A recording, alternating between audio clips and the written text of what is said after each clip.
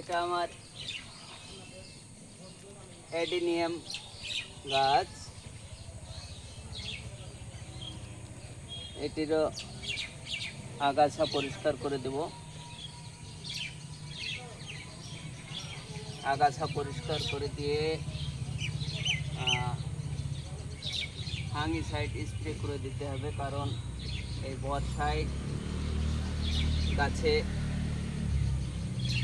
Fungus লাগে,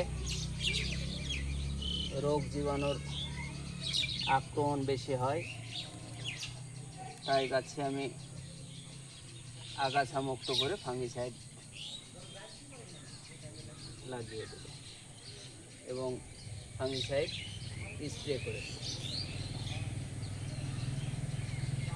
যাতে করে গাছ ভালো থাকবে।